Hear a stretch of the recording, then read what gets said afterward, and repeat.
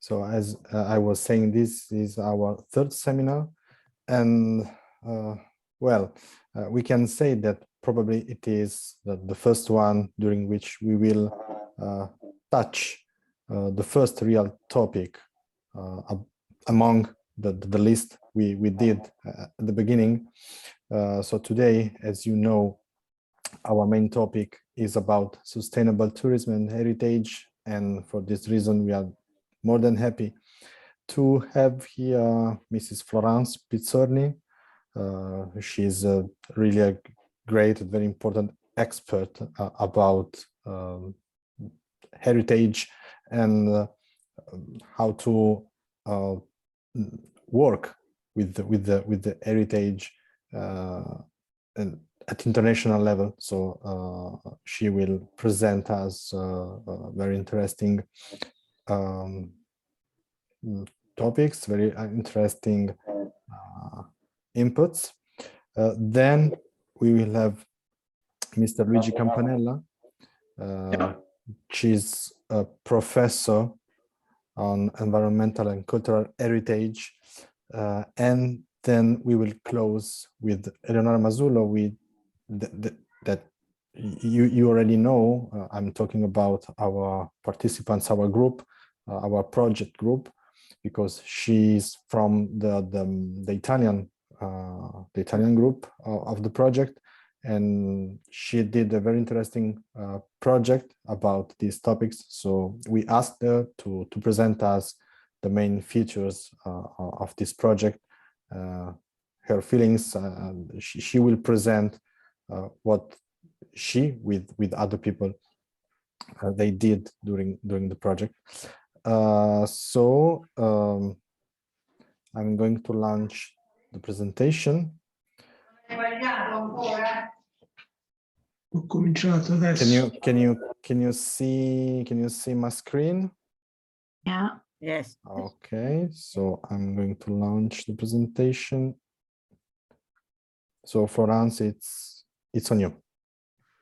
Yeah, thank you. During COVID, one of the questions that often came up was, what will the world be like next? Now we are. I propose to consider the COVID pandemic, but also Ebola, AIDS, as a trigger for awareness of our fragility, the ecological fragility of the modalities of sociability under the cultural point of view. I am referring to the anthropological meaning of the word that we had in recent centuries, that we had built in recent centuries in the Western world. Some would say the capitalist world, the world after. This question about the future is further accelerated by the restriction imposed by the Russian-Ukrainian conflict. Next, yeah. Next slide. The contagion profoundly affects the way of living together. The unprecedented nature of COVID-19 is its simultaneous spread across the globe. It has led to the modalities of combating its dissemination deployed by the states. This governance measure require changes in our individual behavior, barriers, gestures, confinement and restriction of mobility, closure of places of sociability, café, restaurant, and so on. The economic and institutional functioning of the cultural sector, closure of cultural establishments, historic sites, conservation, documentation, reading, performance halls, rehearsal spaces, and the survival of actors in the sector, artists, creators, speakers, animators, gallery owners. Next, yeah. From an anthropological point of view, the risk of contagion profoundly modifies the experience of the link to others, trust or mistrust towards the other.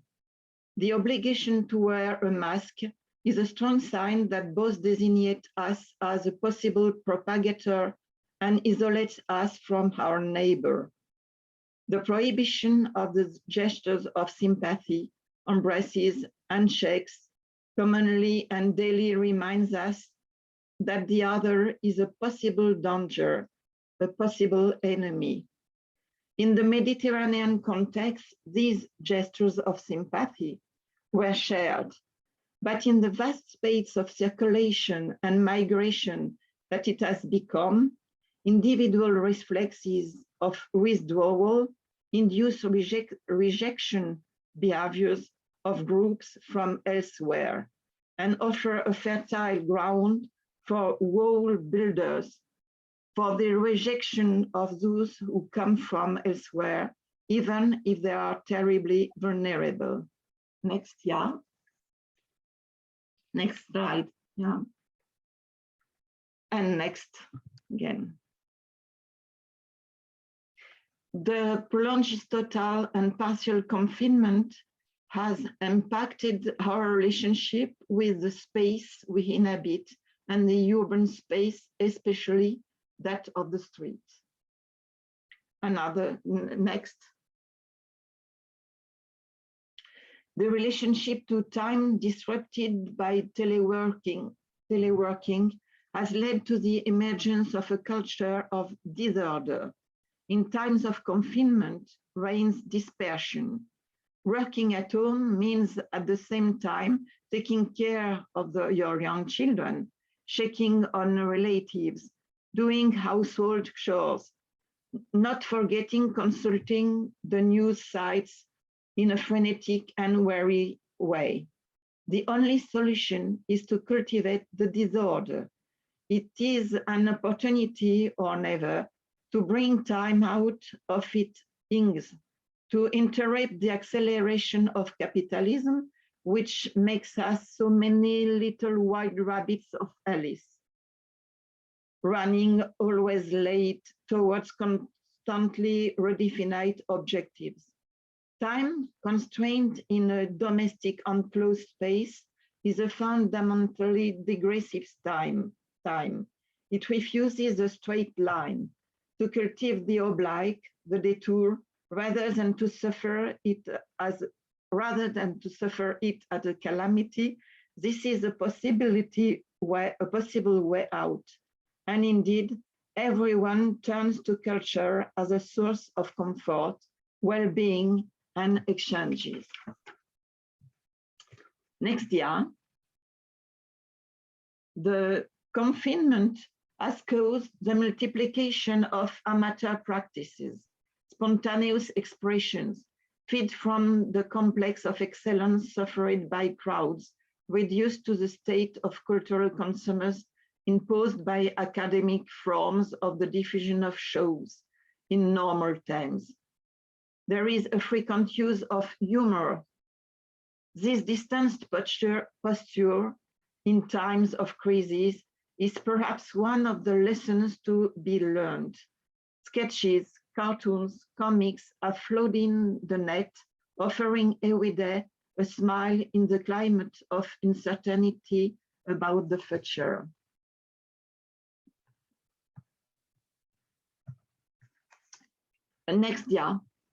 Next slide.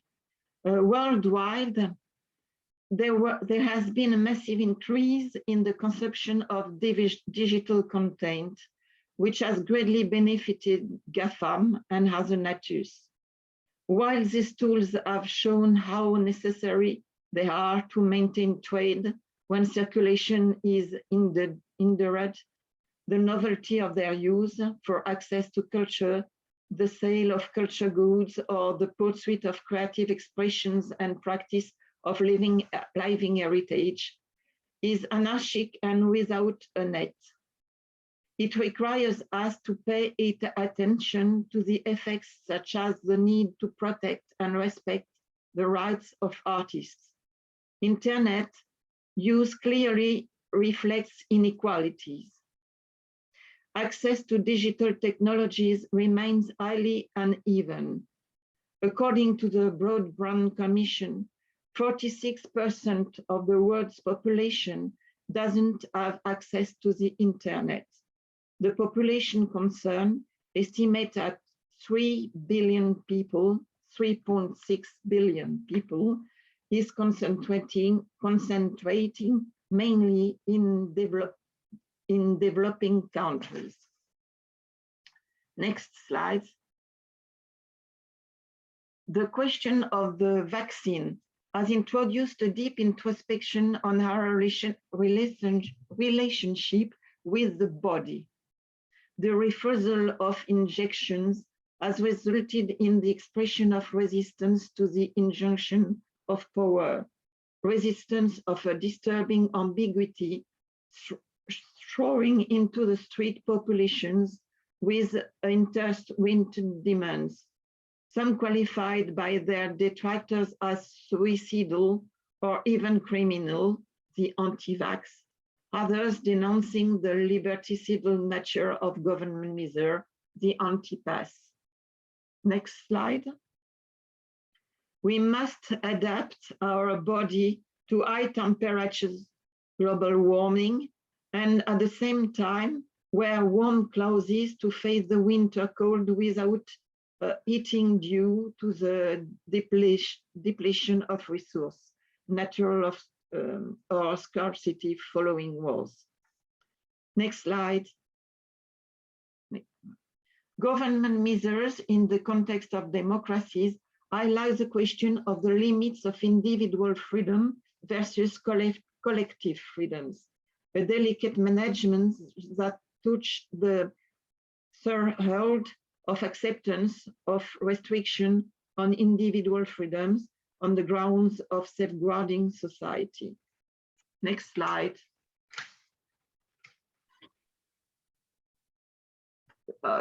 Yeah, okay, you can, next slide. Go on. Yeah.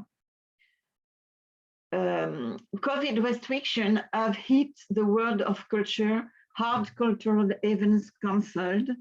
COVID restrictions have hit the world of culture hard. Cultural events cancelled. Cultural institutions behind closed doors, interrupted cultural practices, and increased risk of looting of cultural sites and poaching of natural sites. Artists in economically precarious situations and a cultural tourism sector severely affected.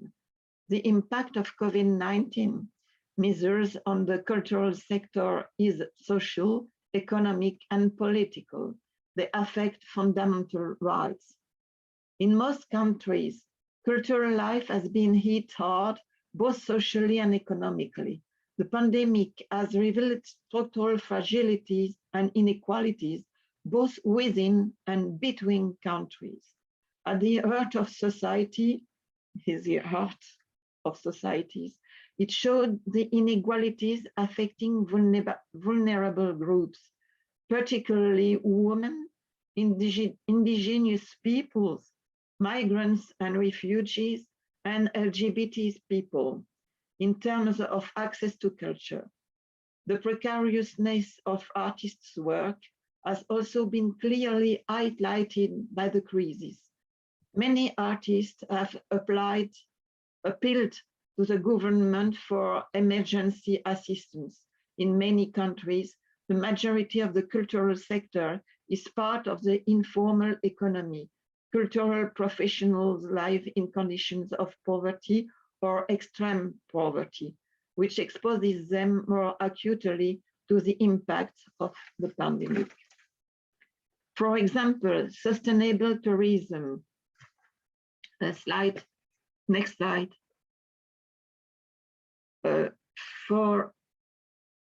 For example, sustainable tourism and the income it generates for local communities are based above all on the conservation of the environment and the oceans. Faced with the unprecedented halt to visit to heritage sites, some local administrations have invented a renewed offer of unique experiences.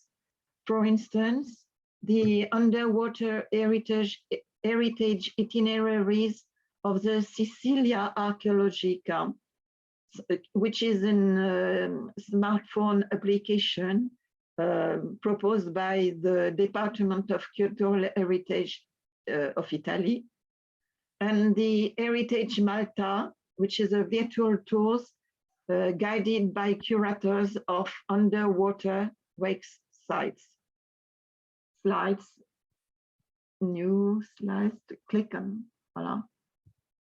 Just joke about Joconde. The next one.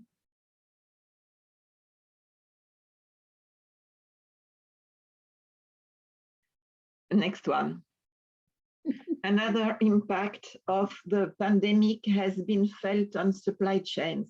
Local food chains are able to provide much needed food to communities when managed sustainably. According to a survey conducted by UNESCO on the impact of the pandemic on intangible cultural heritage, there is a renewed interest in traditional agriculture, as well as local ingredients and recipes. Action at regional level is an essential lever for measuring the impact of the crisis on culture, pooling knowledge on new economic models and mobilizing funding. A retreat to the local is at work in terms of production, distribution, consumption, especially since we are called upon to considerably reduce our travel, reduction of the carbon footprint. We are invited to new approaches to the notion of identity. The withdrawal into the local comes at the very moment when climate change heralds waves of significant migration, making our Europe-Mediterranean area an area of mobility of population, south-north. We have to think about this cultural welcome of the other on territories that politicians enjoy us to protect. Birds migrate to survive. The human species is not different. What if identity or identities, instead of being a reproduction of a feature of the same through time and territory, were a permanent construction, multiplying in landscapes of diversity on the occasion of intensified encounters of the others? That's the question. Next year, we will have to build culture of transcontinental mobility, Europe, Asia, Africa, for a world in common, to use the title of a recent book by Achille Mbembe, A Culture of le Tout Monde, Whole World, which is a theory of Edouard Glissant. Next slide. Next. And next. Revision of the nature-culture relationship. The Earth's crisis has been like a dress rehearsal for what the effects of climate change promise us. The close links that man maintains with nature profoundly modifies the hierarchical opposition nature-culture on which rests since the reflection of the Philosophie des Lumières, European philosophies of existence. We will have to hear again the pre-Christian philosophies that have survived in some place in Africa, Asia, and Amazonia, and so on. It's it's developing by Mbembe too, Achille Mbembe.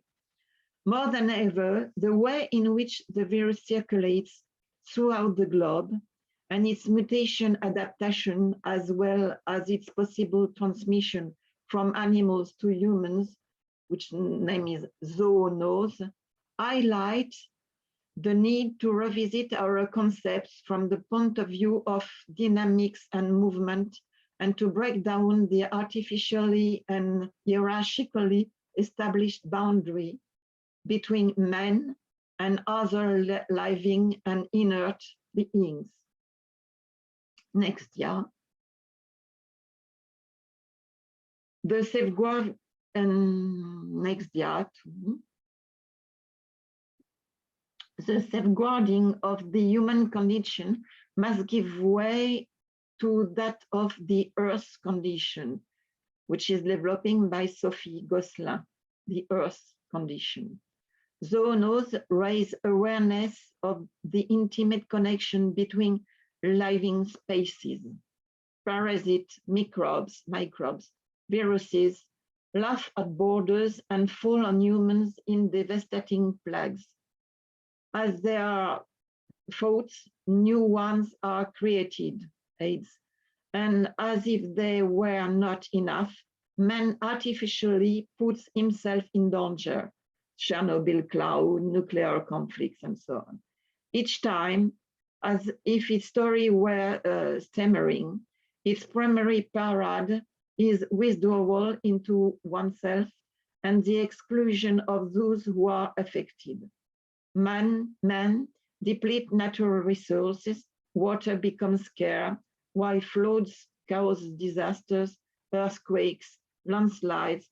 The earth regularly recalls its power.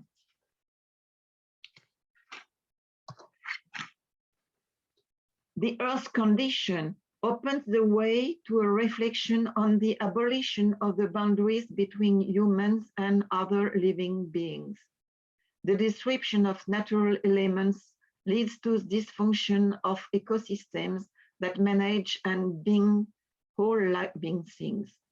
Some philosophers propose to decentralize the points of view, taking the point of view of the animals, the point of view of the virus, the point of view of the river, the mountains, the land.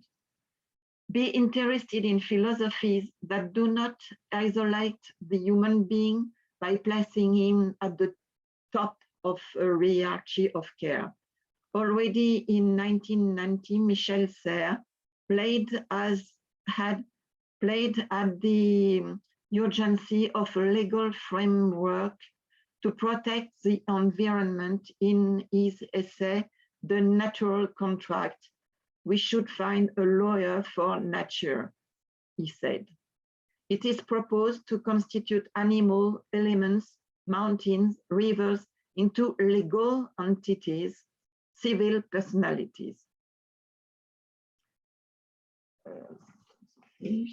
To make signification with the senses is to open a door of hope where all possibilities are open, including the hypothesis of a regained place for the earth, BOG, life, earth, in the which BOG mean life and earth, BO and J, in the government of the world. It is finding a solution to solve the oxymoron mobility, sustainability, with the consideration given to water, air, fire, earth, life, which Michel Serres developed in 1989. Next year, Michel Serres proposes a happy outcome of the fight of the two men on the quicksand that Goya cynically stages in his natural contract. With him, we want to hope that knowledge representing the natural data of the planet will govern men for their salvation under some condition, or the world will be no more because men be no more. The next one.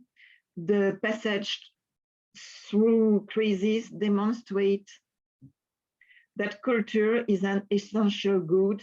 Imagining the world after forces us to think of the common good, not only for humanity, but for terrestrial beings. Next.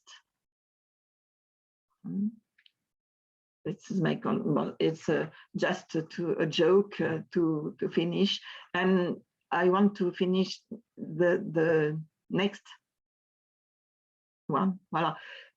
I've just have the information of a meeting, which could be very interesting for you and for the subject we treat here.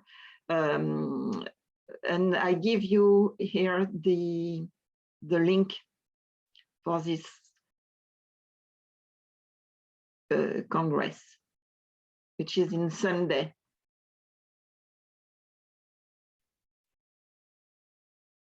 And there is the Valentina Zingari, which is the Italian representative of ICH, who will speak at this conference. So here it is. I finish. Great, thank you very much, and thank you also to stay and to respect the time. I don't know if there are any questions, since Mrs. Pizzorni will leave us in more about 20 minutes. So it will be good to take this opportunity now. Otherwise, we can go on with the second speaker. Could we know some more about Mrs. Pizzorni? I mean, where are you working, and Yeah. are you a philosopher? I'm anthropological. I work. I'm a curator, and my specialty is anthropology. I worked at the museum, the museum in Marseille, the Museum of Mediterranean Civilization, to make it short. Yeah? And after I worked, I'm a specialist of museums. And after museums, I founded the foundation, the National Foundation for fighting against slavery and memory of slavery in France. What to say more? And so on. and so on. I make some reflection Yes. about patrimoine, heritage, and the Mediterranean area, and what we call the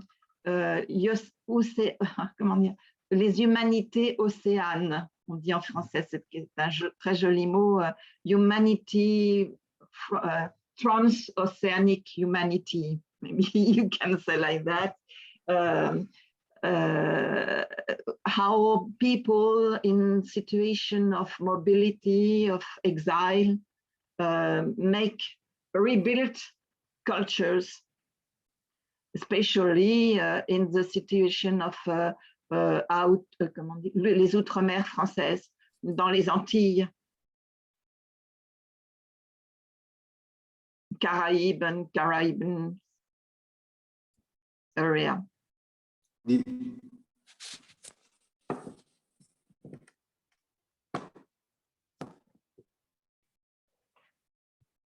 Thank you. So now, if we have any other questions, I ask to Mr. Campanella to take the floor.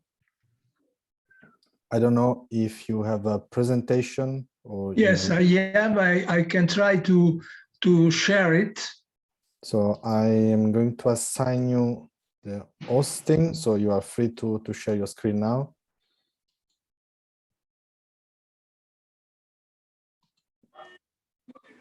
Signori, se prima del prossimo relatore mi permettete solo una piccola parola agli organizzatori per l'Italia, vi porto i saluti sia di Giulio che di Vincenzo, che purtroppo sono rimasti impediti da impegni lavorativi. Uno ha avuto un'urgenza in termini amministrativistici e l'altro è rimasto ribloccato in ufficio, quindi non hanno potuto partecipare. E si scusano entrambi. Can you see my share, my presentation? Yes. Yeah. Yes. We see.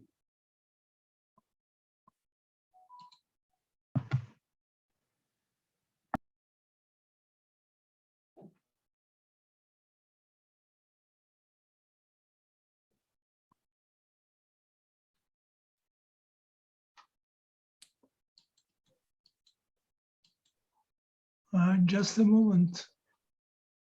Yes, I think you have to click on the red bar on the top. There is the Yes, I have the small icon of presentation. I am looking for the presentation mode, but I cannot find in the screen. It's up in the red.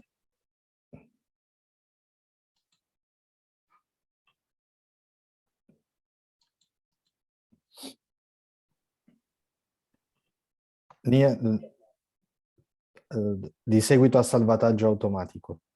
Yeah. Can you find? Can you see? Yeah. Yes, we can see. Mm-hmm.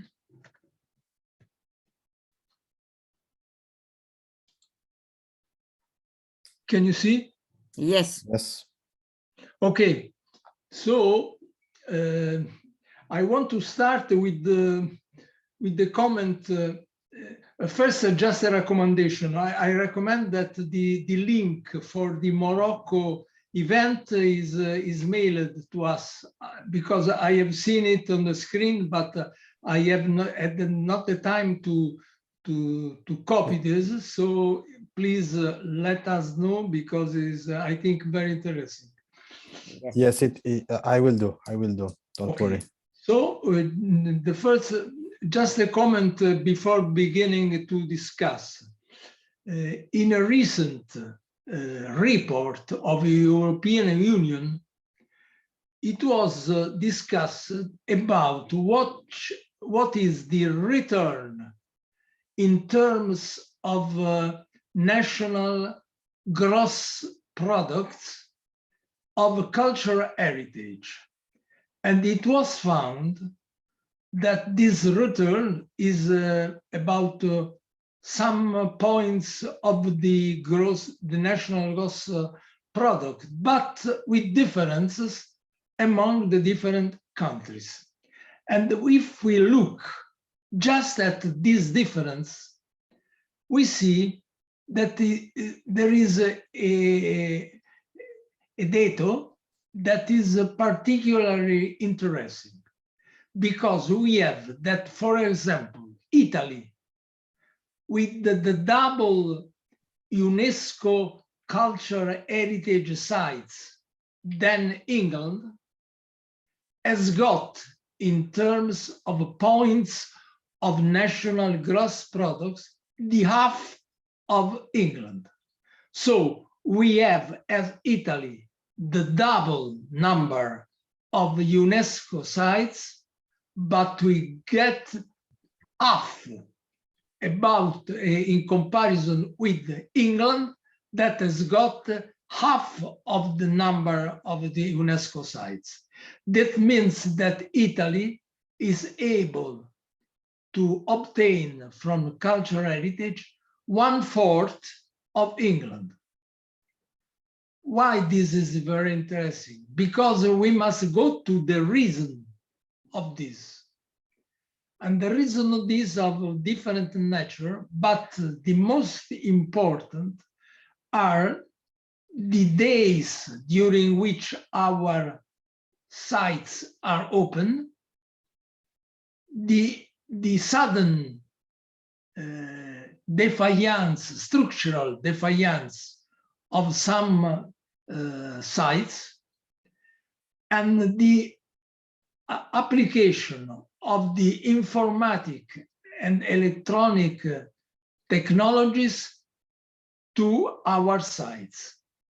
This means that we have two reasons of differences in the result. One related to the technology we use, and the other related to the maintenance of our cultural heritage sites.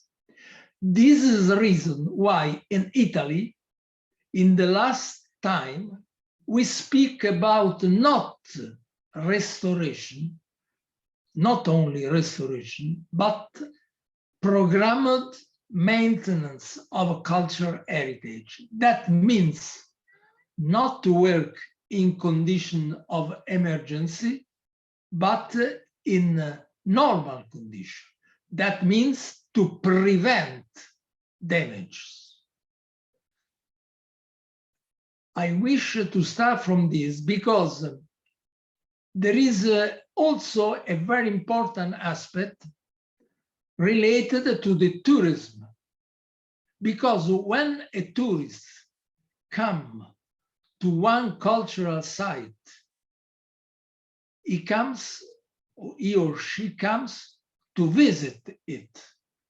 But if she is a tourist, her life is not limited to visit the site.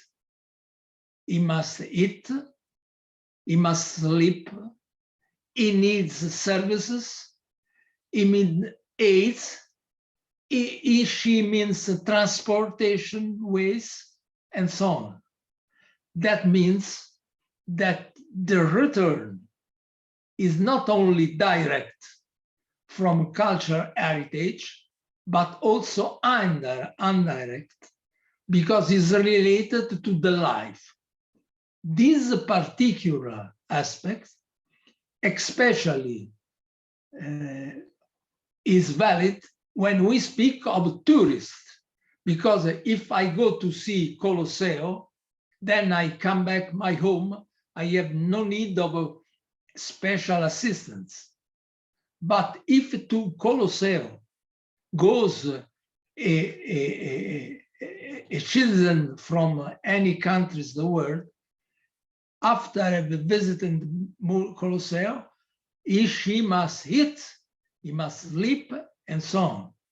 This means that economy depends not only from the cultural heritage as sites, but also from how much this cultural heritage as sites can attract people from abroad.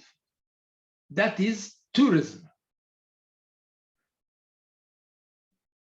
So I go in my presentation concerning what does it mean.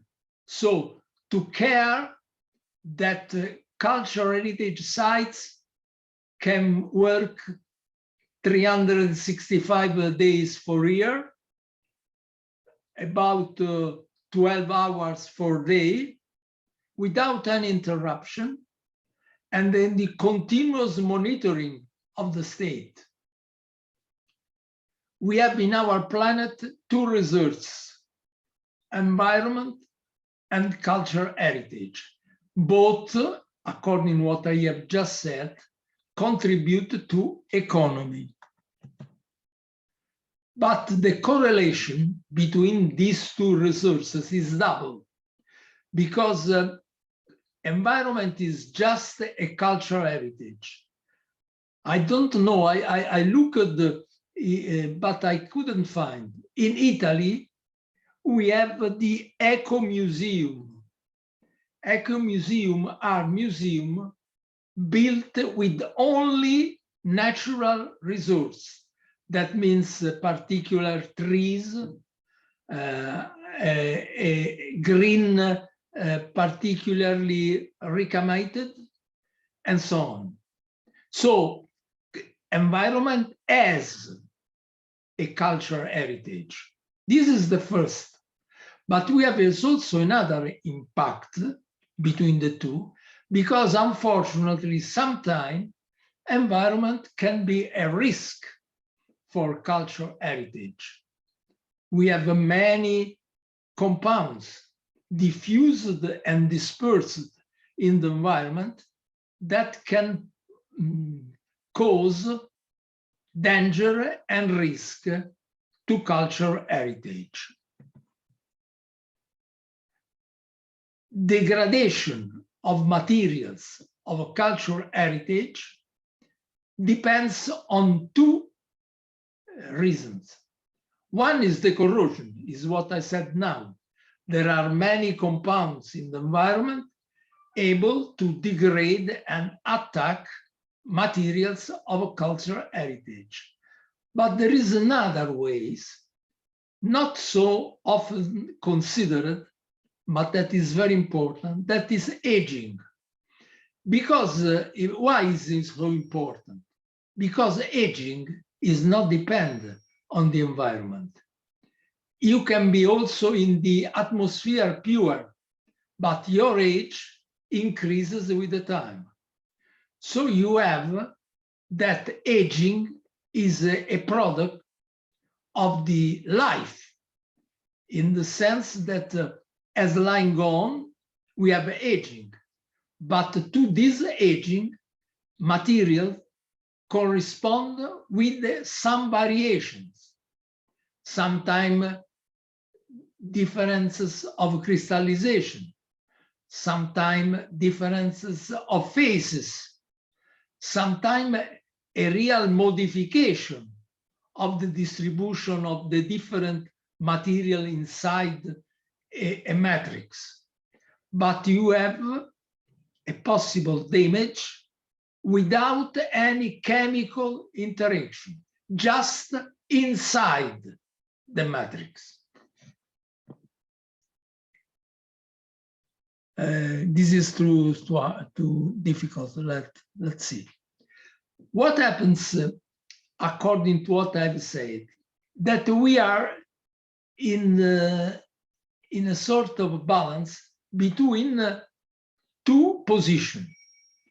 The first position is due to the fact that cultural heritage are damaged by the environment and are also aging, so that there is a risk that you cannot fight against. You must isolate cultural heritage in order that their life is prolonged as more as possible. The other position is, as the visit to a cultural heritage means culture, means increase of feelings for good, for well, you cannot renounce to it.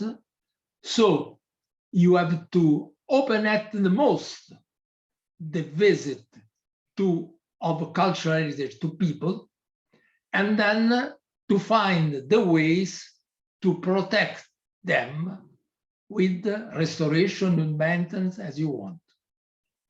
In the first case, you isolate cultural heritage, but nobody can visit them. Surely they have a prolonged life, but they don't make culture. In the second case, they make culture, surely, because everyone can visit, but they can die, can be damaged. These are the two positions, one against the other. And museums represent, if you want, a sort of balance, in order that the museum, the cultural heritage are exposed, visited, but with the limits.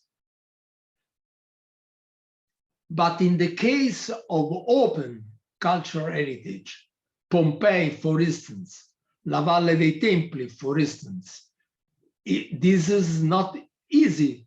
You cannot make a museum. But, and this is the new position that is going to be applied in the world is to find some ways of management of the cultural heritage, especially in open air, in order that the images they can suffer are limited. This is obviously, but it's better if we can read together.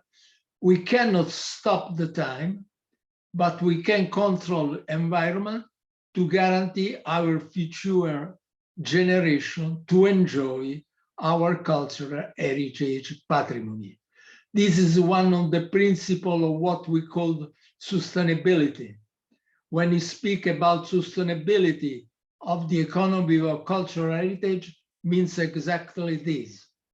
We are responsible to maintain cultural heritage for our next generation. This means that we must enjoy them with a responsible way of enjoying. That means to take into account any possible danger that can prevent the enjoyment to the next generation.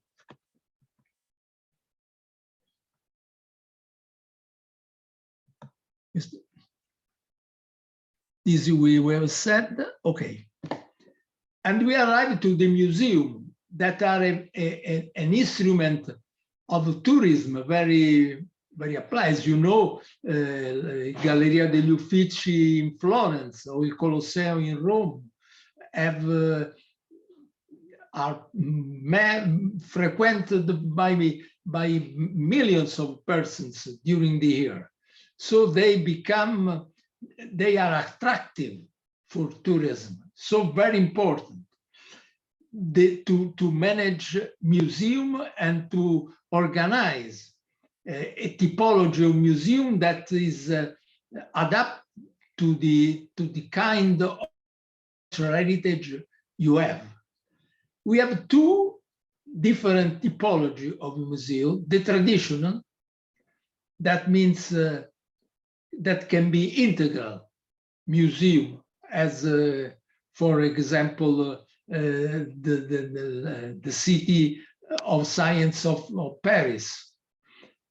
Thematic, for example, all the university museum are thematic, because in the university, as you know, museums are located in the department, so that any museum is related to its department. So you have a museum of chemistry, of physics, or biology, as you want. But you have also museum thematic. That means museum where a problem is exposed, not a discipline. For instance, museum of the body of Paris, or a museum of the male of Rome, and so on. This is traditional because from their birth, museums were articled in these three ways: integral, everything exposed; thematic, a problem, the environment, body, human body, or what you want; specific, discipline. The new typology, we have museum labs where you can explain science by videos or by experience performed directly before the visitors. That means contemporaneously. Museum in vivo, where you can see organisms, living organisms, so that you can visit their habits, their way to move. For instance, aquarium are museum in vivo. And virtual museum, where you can see virtual reality, that means reality that are not present, but were in the past or can be in the future, but not at the time and in the space where you are. These are the two ways, and both must compare them with a new situation. In the past, when the museum were not so many, when the frequency of museum was not so high, visitors were like a blackboard. You can write on them what you want, because you find a blackboard that does not contain anything. But now, with the television, mass media, informatic technologies, even the most less informed visitor is something is known. So you have to write on a blackboard that contains already something, so that the curiosity is less. You must attract it, so that the information are more, so that the questions that each one can put to himself are more. This obliges management of museum to try to find new ways to be attractive.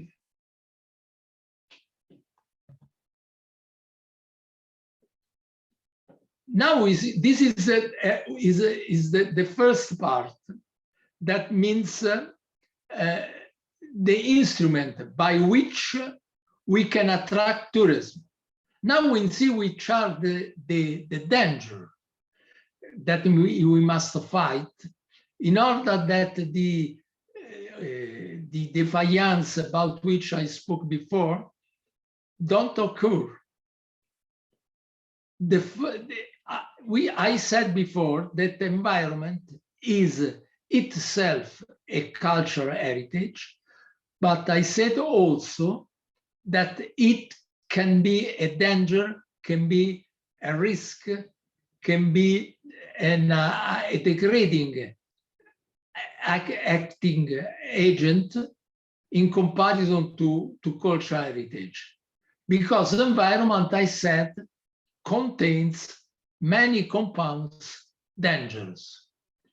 The first component of this many compound comes from what is the problem of all our cities, that is the automotive traffic. Because in the automotive traffic, we need that the engine works by combining fuel and air. But in our air, we have nitrogen, not only oxygen. So while oxygen is precious to have the combustion, nitrogen is not efficient for combustion. But when you have the air, you cannot eliminate nitrogen. So you have that also nitrogen reacts during combustion.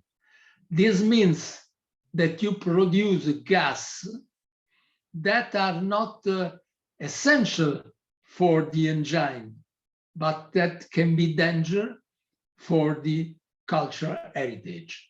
So this means that the first way to protect our cultural heritage is surely what in many countries is already done, that is the limit of the private traffic. For example, the marble, that is a cultural heritage material very well diffused. What happens to the marble? The marble, due to the to the production during the combustion also of sulfuric acid, we have that marble, that is a carbonate, is transformed in sulfate. So from marble to pass to gypsum. But which is the difference? If you go through a piece of marble and you go to write on it with a pencil, after having written, you take just a little piece of paper and polish, and nothing remains. But if you do this on the gypsum, you see that it's quite different. After having written a piece of gypsum, what you have written cannot be cancelled, because it is got inside the material, deeper in the material, so that gypsum is a much more absorbing material than marble. And this is the reason why it is more easy degraded, because it absorbs any compounds that is able to react with it. So this is the more traditional description of a degradation. We have that, for example, gypsum absorbs the powder, the black powder of the environment. And we obtain what we call the black crust. There was a referendum some time ago with the tourists in Rome, and it was asked what they more appreciated in comparison with other cities. And one of the things more appreciated was that Rome has not black crust, while this occurred, for example, in Germany or in Holland, where you have many cases of black crusts. And black crusts, as you can imagine, they are also, from the aesthetic point, something of not good.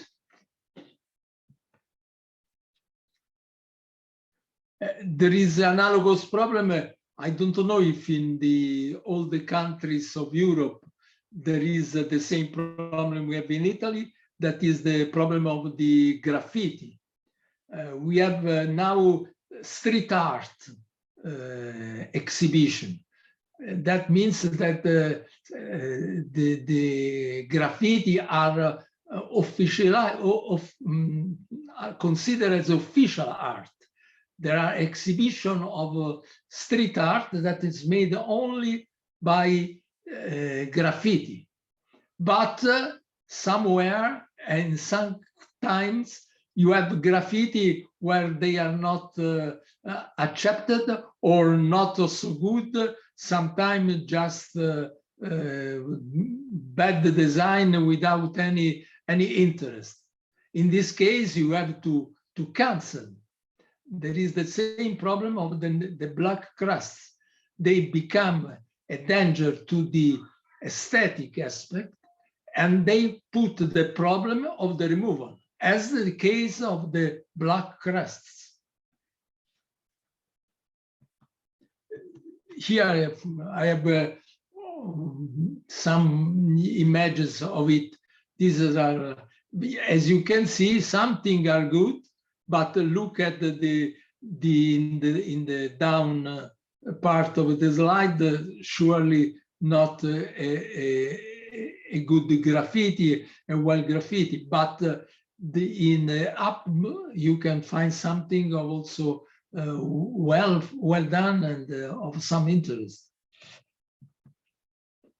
Now I show you some pictures just to make less hard my presentation. And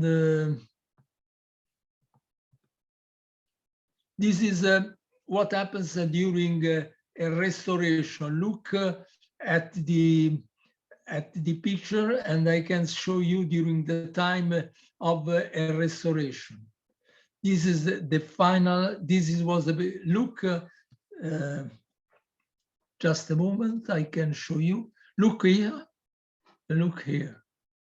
This is a restoration. No?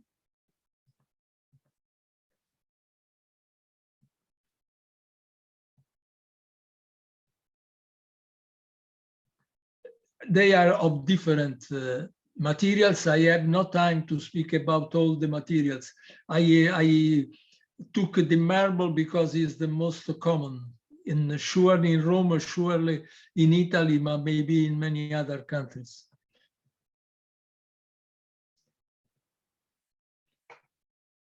Just, I come back just a few words because it is very important.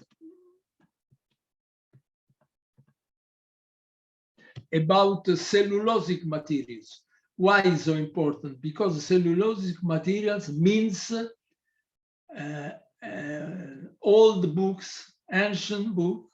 That means the culture that is transported among different times.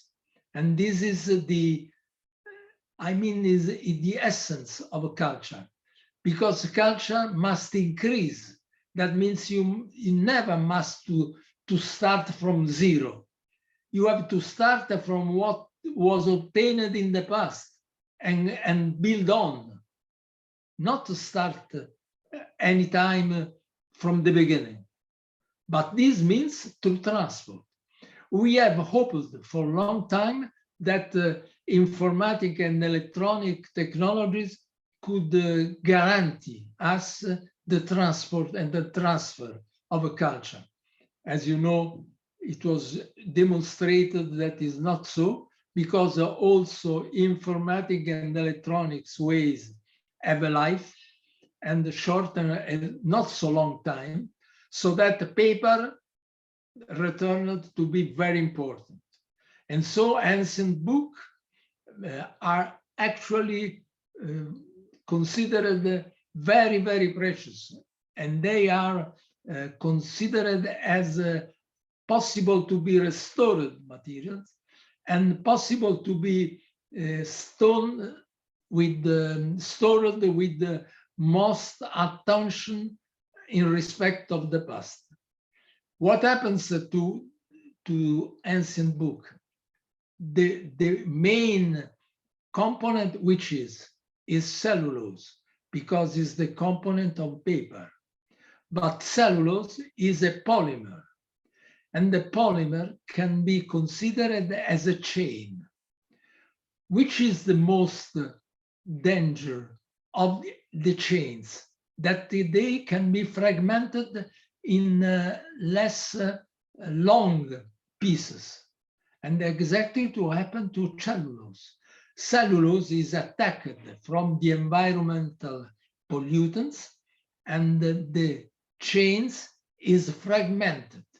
But as you fragment it, they also have, you have also that it loses its resistance, loses its capacity to be handled.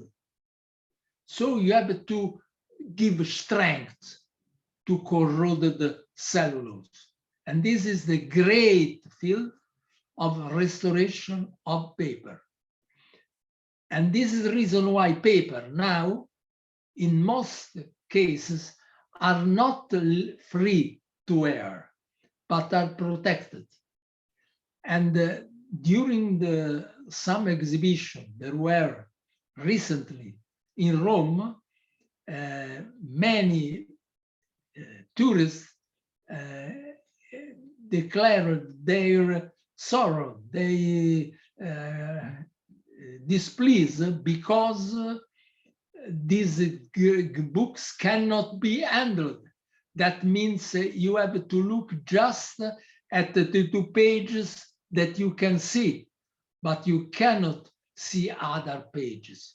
This is, for example, is surely a limit to the gain that the exhibition can obtain from visitors. And this is connected to what I said before at the beginning about the ways we have to apply in order that the back to national gross product can increase. I stop here, and obviously if there are questions, I'm very happy to answer. I have not spoken about metals and about mosaics and about the glasses, but the time is this one. Thank you. Thank you very much. Yes, unfortunately, we have a little limited time, but yes, it is surely a very big issue and very interesting also. A very interesting issue to know what there is behind all the heritage we commonly have the opportunity to see. So Enrico, if they want, they can also write to me, and I will be happy to answer. Great, for sure. We will share your contact information. I'd like to ask you if you can also send me or to Rita, it's the same, this presentation, because I don't have. So we will need for our, if we can, if you can share this. Yeah, you of course. This presentation. Thank you very much. And thank you, Professor Campanella. It's very interesting. Thank you. Thank you. And now Thank you. I would like to give the floor to Eleonora. Hi, everyone. Yes, I think that Mr. Campanella, you should Yes, close yeah. the screen sharing, so Eleonora can start with her presentation also.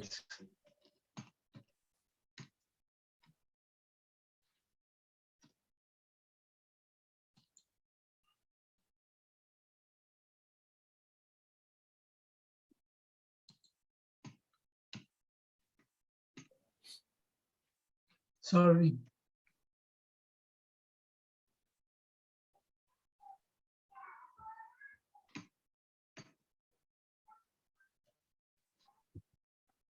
Sorry, just a moment.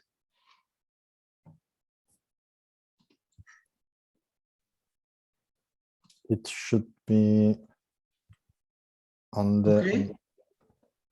No, okay, great. Please, Eleonora.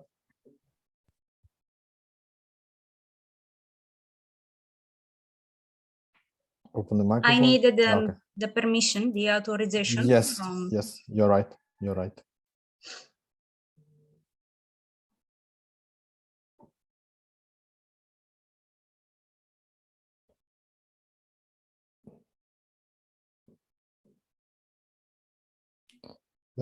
Yes, I think that, again, Mr.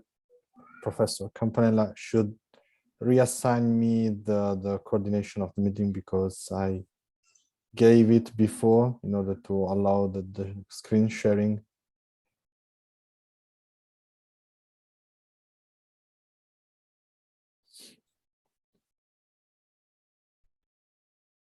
And I cannot hear you because the microphone is closed.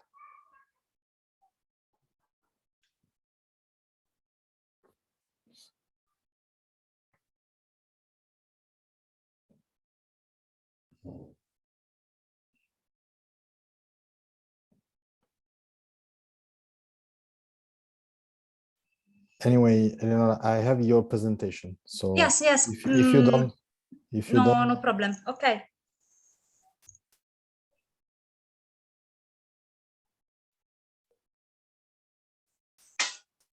Okay.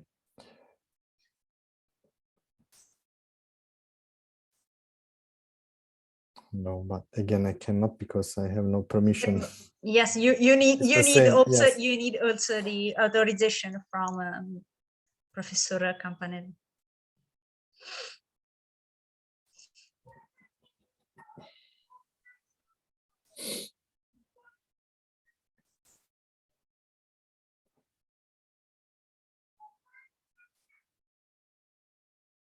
Professore, guardi, sulla mia faccia c'è un quadratino con 3 puntini che apre un menu.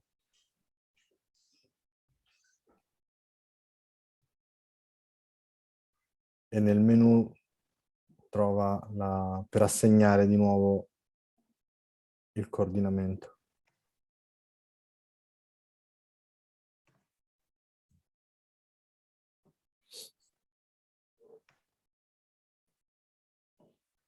Professore, apra il microfono perché non sentiamo.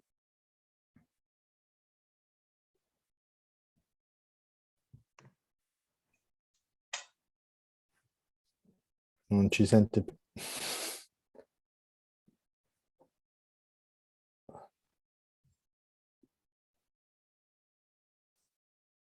Professore, può aprire il microfono, il suo microfono. Il mio? Ecco, Sì. ecco, adesso sì, perché non sentiva Enrico. Ma Enrico, io pensavo che non dovesse sentire me, ma dovesse sentire Sì, Eleonora. mi dovrebbe restituire la gestione della riunione. E come te la gestisci? Allora, sulla mia faccia, insomma, se lei va con il mouse sulla mia faccia, Sì? c'è un quadratino con 3 puntini che apre un menu. Un quadratino con 3 puntini. Proprio sopra... Sulla destra, dovrebbe essere sulla destra. In alto a destra dove c'è la mia faccia.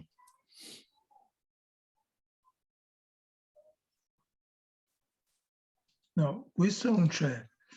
Adesso vediamo dove sta. Lei mi vede grande o piccolo? Grande, ti vedo grande. Quindi in alto a destra, mentre io parlo, insomma, dovrebbe comparire questo quadratino perché ce l'hanno tutti i partecipanti. Allora, aspetta un po'. Andando con il mouse verso l'angolo in alto a destra.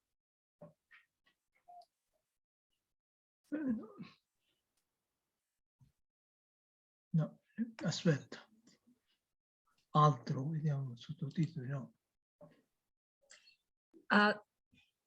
Anyway, if you want on chat, I put my presentation. If there is some problem, everyone could follow the presentation by your own. So let me know if you see very well the presentation in chat. Yes, I can see it. Okay.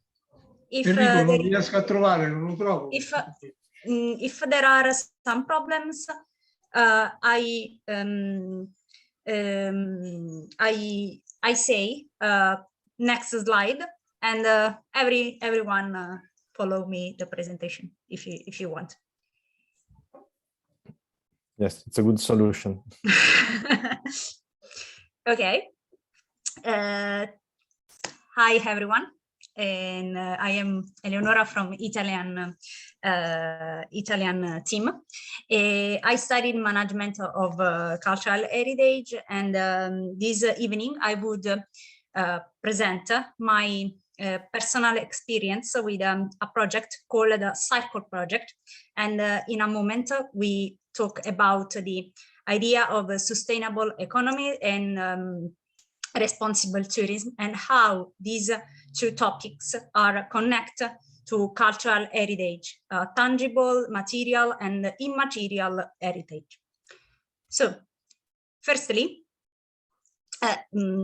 put on slide 2, what does responsible tourism mean? I tried to sum up this complex idea with 4 points. Firstly, responsible tourism means minimization of impacts in economic, environmental, and social fields. Responsible tourism has a positive contribution in terms of conservation of a natural and cultural heritage. The idea is the world diversity is a strength that should be empowered and should be conserved. Third one, responsible tourism has a strong connection with local people. In order to give joyful experience without minating local heritage, without minating local identities, and in order to respect the culture of people we meet. And at the end, responsible tourism is a type of tourism where everyone had an access to the experience. Everyone could enjoy the experience, above all people with disabilities or special needs. These 4 points are from Cape Town Declaration 2007. So before to understand what is responsible tourism, according to me, it was important to understand what responsible tourism is not. In this photo, slide number 3, in this photo, you can see one of the most folkloristic alley in my city, Naples, via San Gregorio Armeno, at Christmas time. San Gregorio Armeno is a narrow alley, but very, very folkloristic, because it is famous because of artisanal shepherd, artisanal nativity scene. So every people from around the world are interested in visiting this part of the city, but they had the same idea. So every year, this narrow alley is full of people. It is not only dangerous, but as you can see, both tourists and locals, local entrepreneurs and local residents had a negative experience because tourists can't see the artisanal products, and resident and local entrepreneurs had found difficult to continue their activities. So slide number 4, I show a little survey by booking.com with some important data, because Booking had a survey where the interviewers, where the interviewed answered some question, and this survey shows how the idea of tourism has changed, above all after pandemic, after COVID-19.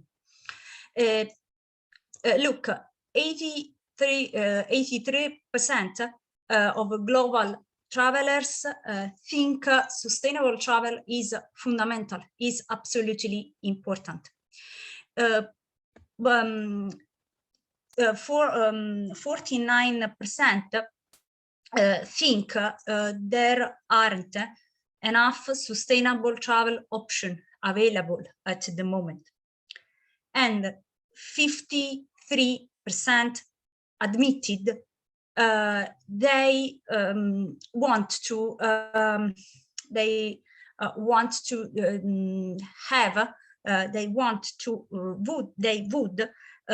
the way of traveling after the pandemic changed in a more sustainable way.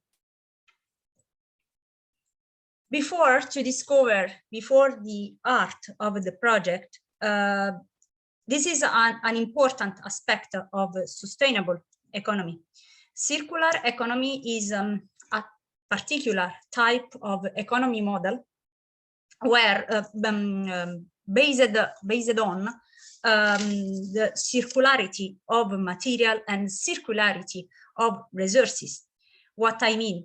It means, for example, that the human activities generate value, a type of value is not only financial value, not only economics value, but it is more.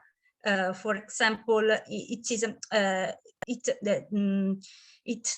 generates a social value. For example, the human society is preserved in circular economy. The energy is based on renewable sources, and above all, the biodiversity is supported and enhanced. Now I present the case study, Circle project. Circle is a very special project where 4 countries were involved: Italy, Mexico, Greece, and Kenya. In this slide, I'm talking about the slide of a case study Circle project. Firstly, it's a type of project that promotes youth-led initiatives in responsible tourism. As I said, is based on the principle of circular economy. Some of them we saw in the last slide. And in particular, Circle project was focused on artisanal sector.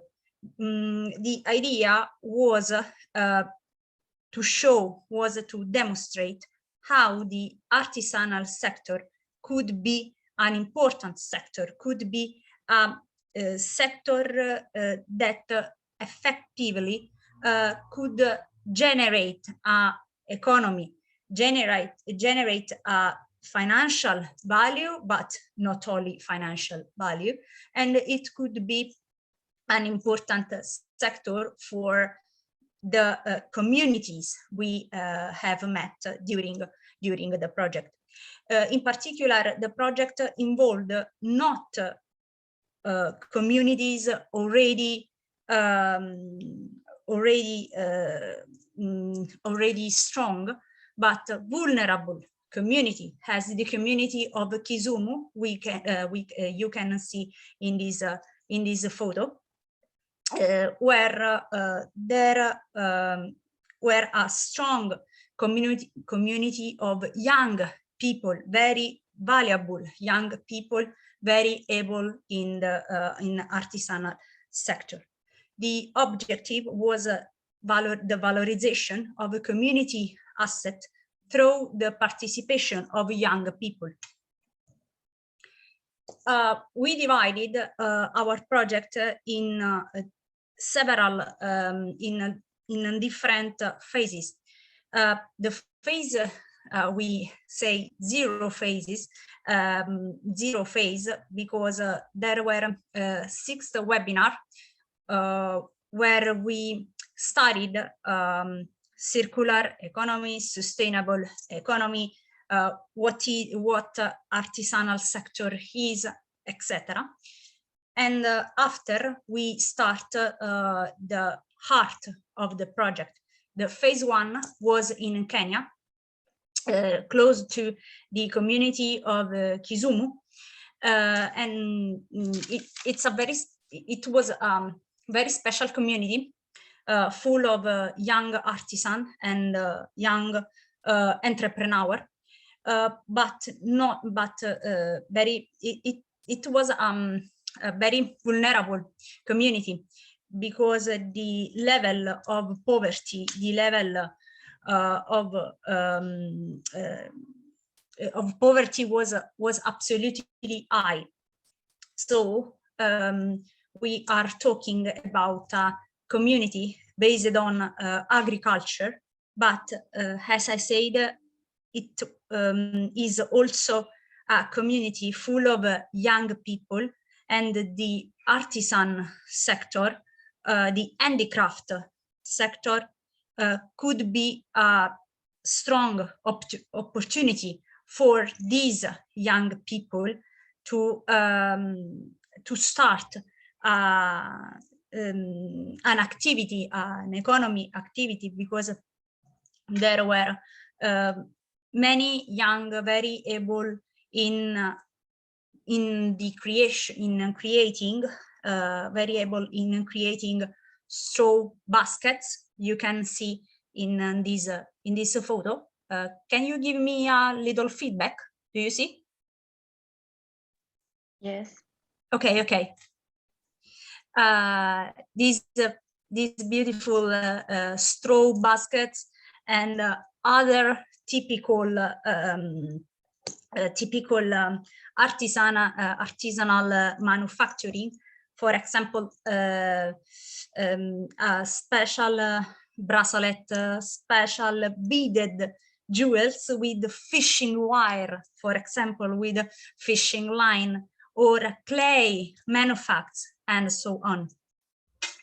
And we discovered this particular activity through how sociological items, through how sociological tools, for example, the focus group or the interviews, the workshop, and above all, the through how the live experience in these very close to this community. The phase 2 was in Italy, in Castellammare di Stabia, an interesting place close to Napoli, my city. At the background, you can see the Vesuvius, our symbol, our giant volcano. Castellammare di Stabia is a very interesting city, but unvalorized, because in the cities close to Castellammare, for example, Naples, or for example, Pompeii, one of the most important and one of the most visited city in the world, obscured these the value of this amazing city. So the phase 2 was about the valorization of a community's asset, the valorization of a Castellammare cultural heritage. We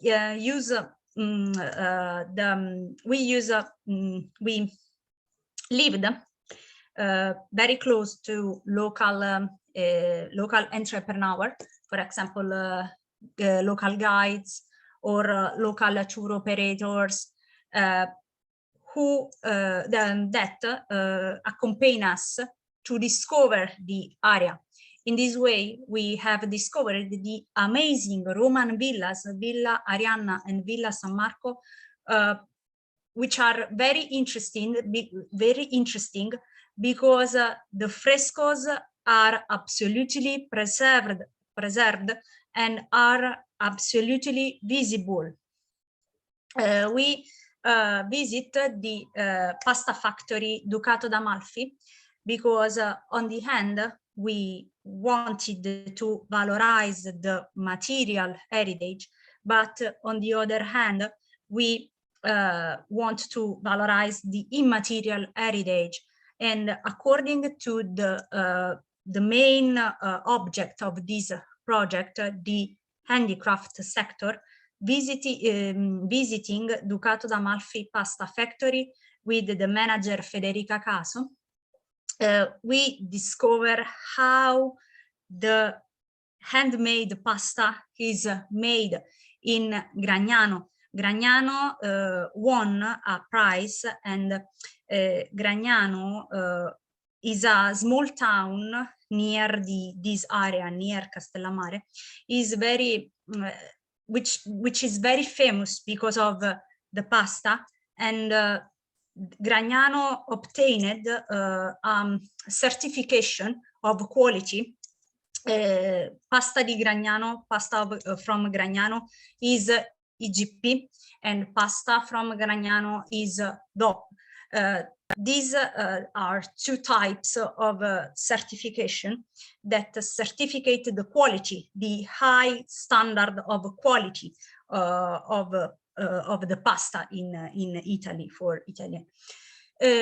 Also, we have done many workshops with these guides, with the local tour operator, and through the sharing of ideas, we tried to find a solution to enhance, to empower the value of the area of Castellammare, not only in cultural fields, but on the other hand, in natural fields, because in Castellammare di Stabia, there is the amazing mountain Faito, where preserved a specific and an interesting biosphere, plants and animals, and we consider that, as Professor Campanella said before, cultural heritage is also the environment. Environment is absolutely part of our heritage. The phase 3, next slide, it was in Aculco, a particular town in Mexico, and as you can see in this photo, there are lots of typical dolls called muñeca lele or lele doll, completely handmade, and these amazing lele doll are the symbol of Aculco. The phase 3 was the promotion of a cultural heritage. We used many type of tools, but mostly social media. We organized and we took part in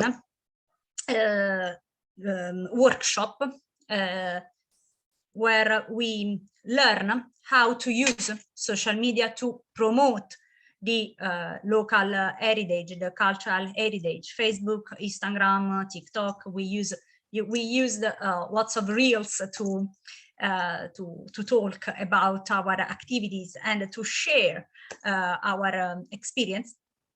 But one of the most amazing experience was with the local community, the Otomi community. Otomi community was one of the most ancient communities in Mexico. Mexico identity is a mix from different previous culture, and the most ancient culture was Otomi culture. A day we took part in a special workshop, Make Your Own Lele Doll, where we learn how to make our personal muñeca lele, and we conserve this amazing gift from the community. And we have discovered one of the most important UNESCO sites in Aculco, although nobody knows about this site, and is Camino Real de Tierra Adentro. It's a sort of Santiago path. It was very, very long, and a piece of this long path, a long Camino, a long path, is unfortunately included in another part of America, is out of Mexico state, and the Americans included this part of the path in their state. The state is the New Mexico. Is not Mexico. It's the north of America. The south. The first part of the states, the United States of America, and because of that, people from Aculco and people from Mexico are a bit angry to Americans because of the including of this part of path in their field, in their country. Aculco is also known as Pueblo Mágico because it is full of legends and full of myth. We discover about these legends and this myth. For example, the famous legend of Llorona. Llorona in Spanish means the woman who cries, because legends tells about a woman who lost their children because she suffered too much because of the abandonment from an hidalgo, from a Spanish soldier.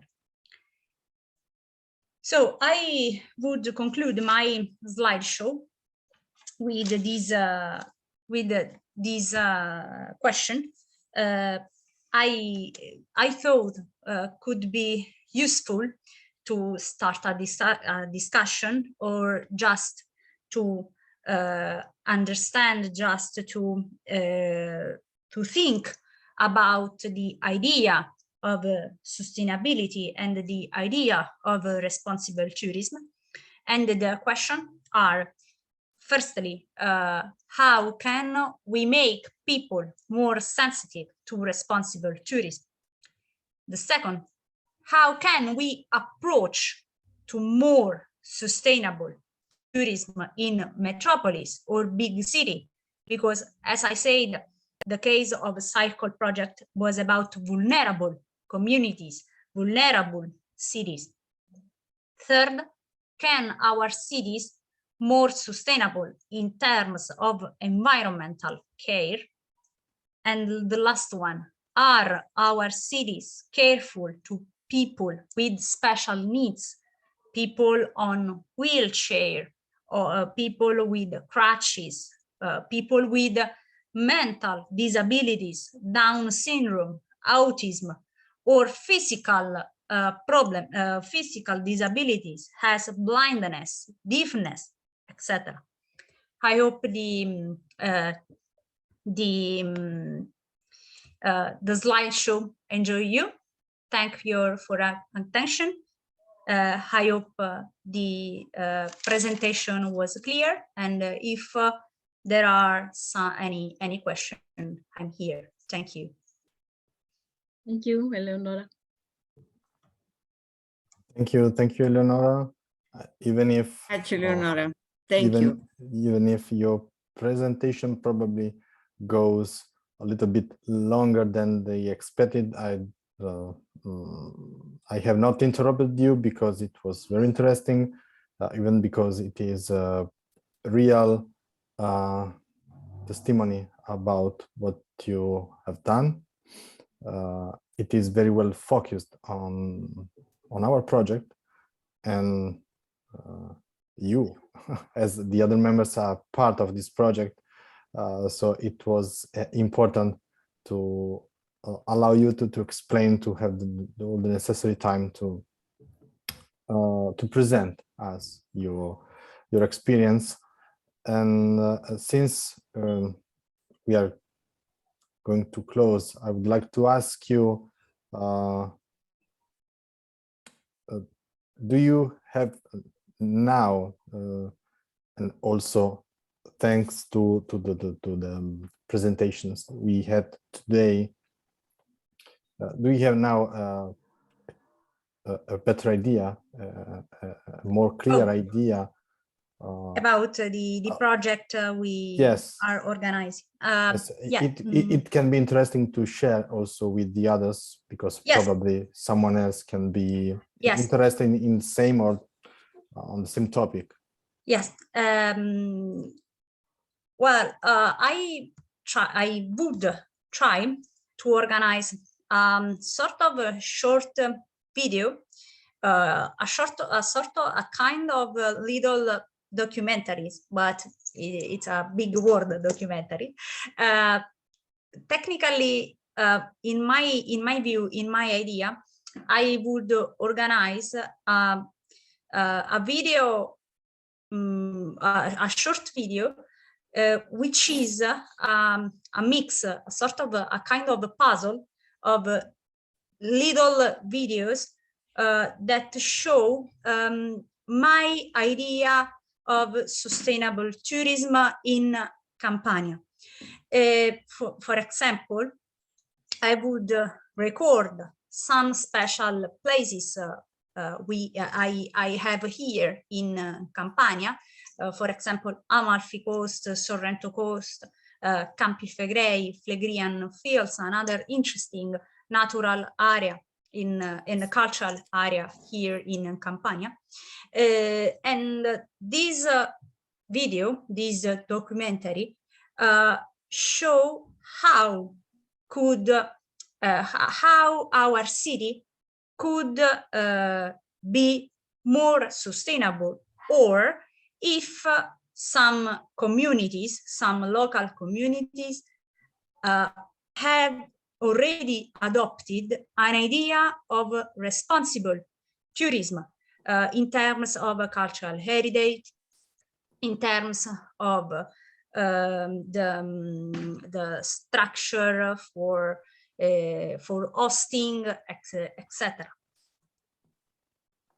I don't know if it's clear. Yeah.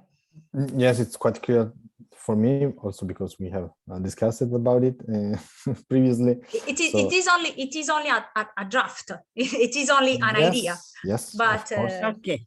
I was asking because I know that also from Greece, there is some of the participants. There are some of the participants that are already working on some first initial draft of their project. Today, it was expected, but the person feels not ready.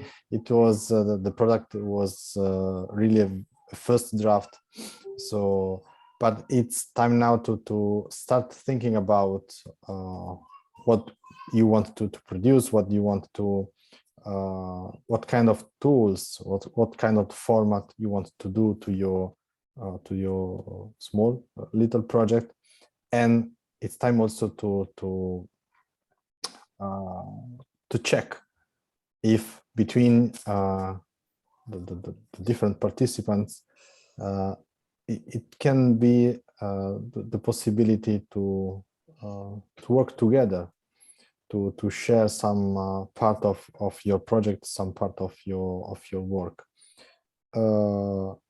Okay, thank you. I don't know if there are questions about, since we have finished all the presentation for today, even very specific or practical questions, if you want to know something else about the Eleonora project. It is closed, right? Can I ask something? For sure. I wanted to ask if it is an ongoing project.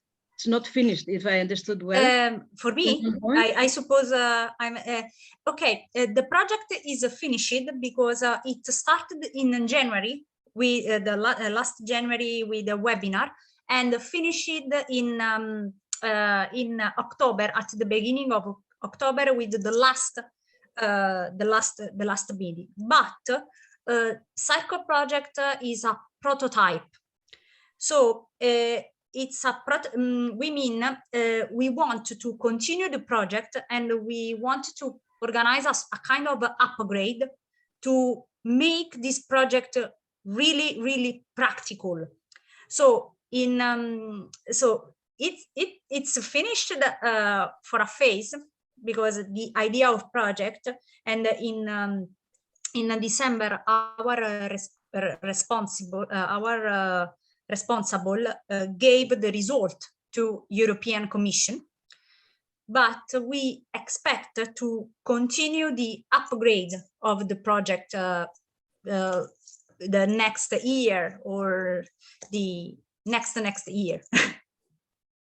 And it would be nice to know in which region or town in Greece your Greek partners were working. So perhaps you can send us more details in a draft or somewhere. So I can share my experience as a youth worker, because I worked in this project as a youth worker, not as a responsible. But I can give you every type of details you want, but I would be more specific. The project is not mine. I just present a personal experience, but if you want to discuss about more about the project, I am happy, but I would be clear about this aspect. I was a youth worker, a participant here.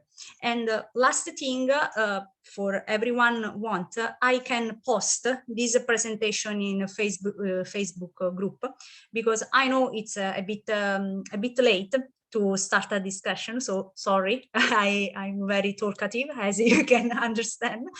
But if you want, if we want to start a discussion or to share ideas, I can organize better the presentation, and I can put my PDF on Facebook group, so I can share with everyone what. Thank you for your attention. Yes, thank you, Antonio. Last point. Yes. No, it was very interesting. The presentation of Eleonora, also the professor Campanella, and I'm sorry, I don't listen very well. No, there are some noises on the end. The connection is not very good. Sorry. Try to close the camera, maybe. Can you hear me?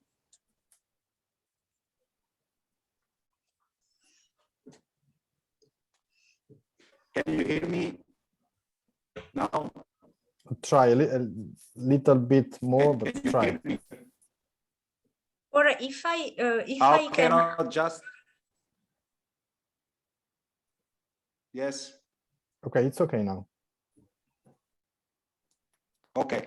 No, just a question to Eleonora and also the Professor Campanella.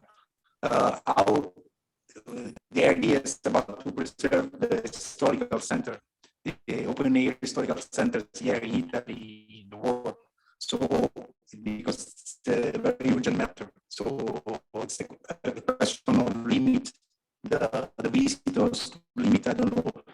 I'm curious about the ideas, the projects, what do you think about it?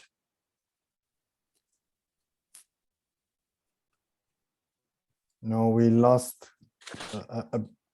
I don't know if Professor Campanella managed to understand something. I only understood that he was question- speaking about me, but Yes, I the- cannot hear anything of what he said. Ah, Probably he can write if he wants, he can Okay. write the question in the chat message and I can answer.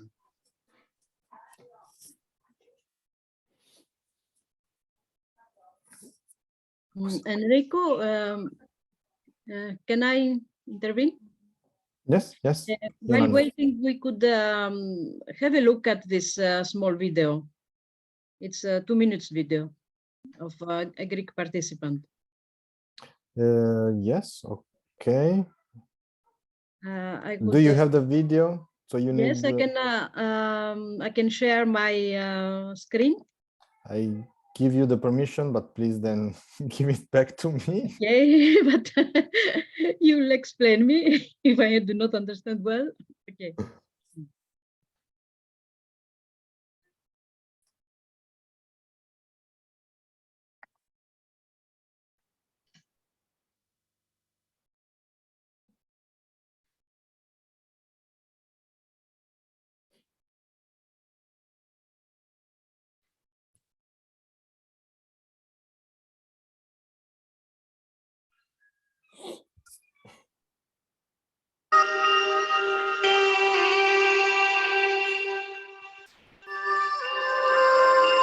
We can hear, but we can see it. Oh, Δεν έχεις κάνει share screen, μαμά.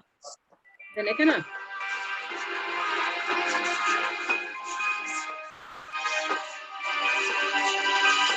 Κοίτα το μια παύση, κατά προτίμηση.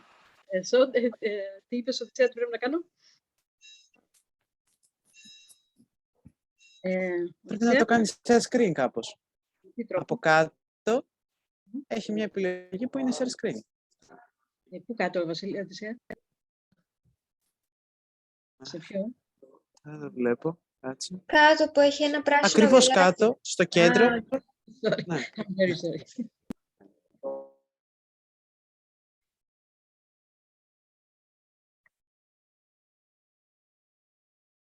Τώρα? Is it okay now? No. No? Okay. Oh. Excuse me. I couldn't make it work. I will do next time. Okay. It's okay. I don't know if in the meantime, Antonio completed yes, now we can see your screen. Okay, but Now you have to find the link. Okay, yes.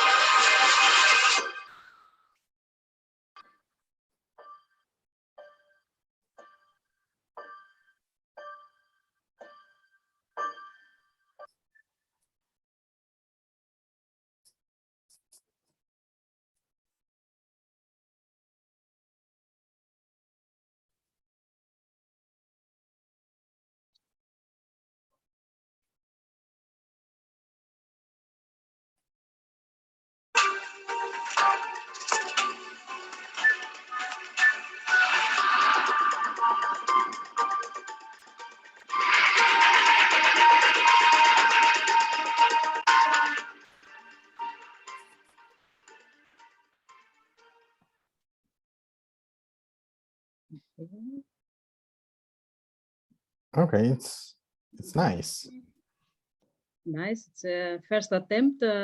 Very nice. Thank you. This lady used one of the articles by BBC that I have shared. And that's a nice, an easy way to start. Perhaps it's Good. I suppose that also this one will be put on the Facebook. yes. Okay, great. Yeah. So we have the question in the chat. It was a pity that in the video there was nothing of reference to cultural heritage, because among the problems of the climate change, there is also the loss of speeches in terms of cultural heritage. That is a loss of culture for all the world. Yes, that was the point, to start with a small video and then enrich it with other points. It should be added at this point, I think. I think all the points are exactly cited, but I think it must added something about culture. That means the cultural heritage loss of value due to climate change. Yes, I want to ask to Antonio's question, because it is really interesting, and it is the practical point of the upgrade of the project.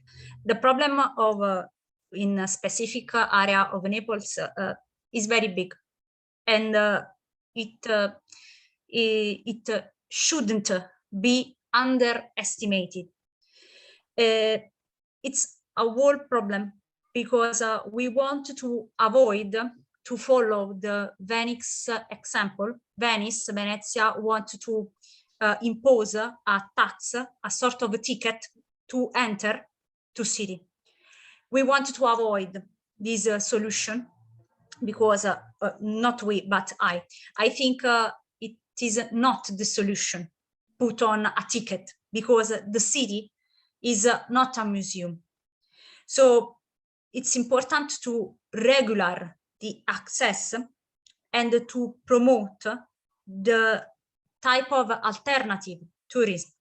Responsible tourism means also distribute the heritage in Naples. I mean, there is not only the historical center, but the other sites in the city are undervalorized. So, for example, if we start to promote, if we start to valorize Campi Flegrei, for example, the Macellum, the site in Campi Flegrei, the group of tourism, the tourism could be a better type of tourism, because not everyone was focused on historical center. The problem of historical center is really big. I think we had to start to organize in manager according to managing solution. I mean, the tourism not only in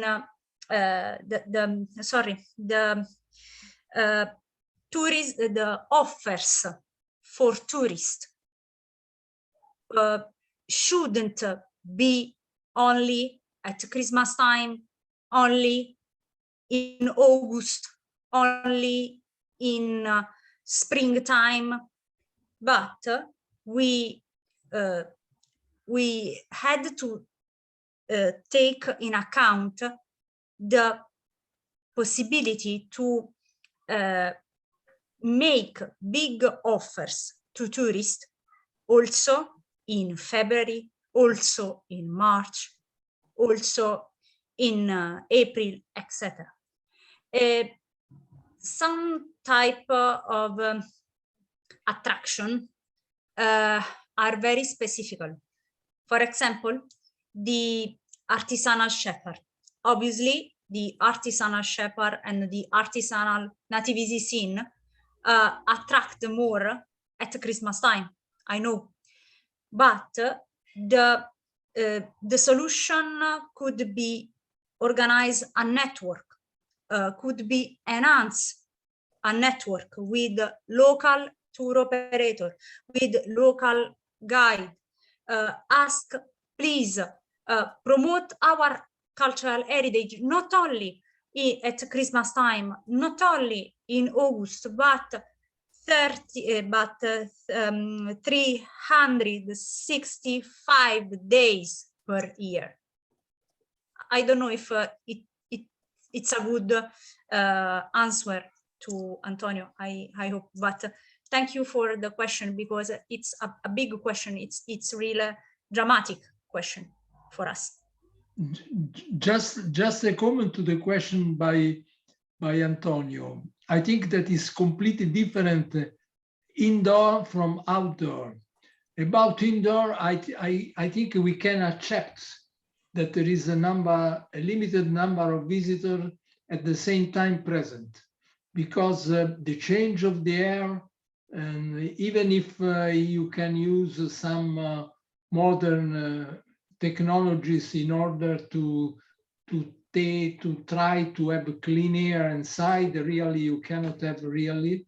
And I think that we must check continuously the environment inside the museum, and about the result of this monitoring, you can adapt immediately limiting of visitors present. Different is outdoor.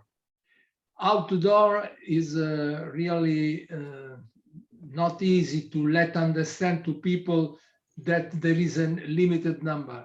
So the limited number in the case of outdoor represent probably a way by which people can comment not so well your decisions, and they cannot accept easily this. So it can be for the tourism a negative action. But if you want to increase the number of people, you must give more resources, and this must give to have more controls.